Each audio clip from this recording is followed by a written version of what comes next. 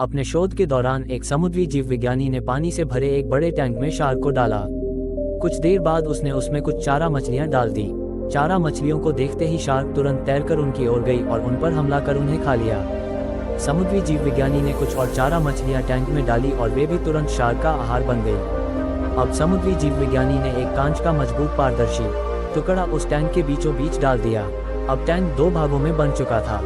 एक भाग में शार्क थी, दूसरे भाग में उसने कुछ चारा मछली डाल दी। विभाजक पारदर्शी कांच से शार्क चारा मछलियां को देख सकती थी। चारा मछलियों के देख शार्क फिर से उन पर हमला करने के लिए उस ओर तैरी, लेकिन कांच के विभाजक टुकड़े से टकराकर रह गई। उसने फिर से कोशिश की, लेकिन कांच के टुकड़े के कारण वह चारा मछलियों तक नहीं पहुंच सकी। शार्क ने दर्जनों बार पूरी आक्रामकता के साथ चारा मछलियों पर हमला करने की कोशिश की, लेकिन बीच में कांच का टुकड़ा आ जाने के कारण वह असफल रही। कई दिनों तक शार्क उन कांच के विभाजक के पार जाने का प्रयास करती रही, लेकिन सफल न हो सकी। अंततः थक हार कर उसने एक दिन हमला करना छोड़ दिया और टैंक के अपने भाग में रहने लगी।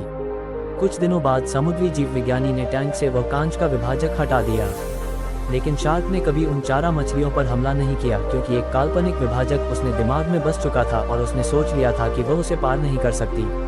सीख, जीवन में असफलता का सामना करते करते कई बार हम अंदर से टूट जाते हैं और हार मान लेते हैं।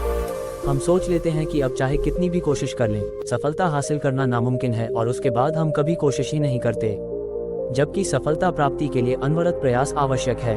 परिस्थितियां बदलती रहती हैं, इसलिए अतीत की असफलता को दिमाग पर हावी न होने दें और पूरी लगन से फिर मेहनत करें। सफलता आपके कदम चूमेगी।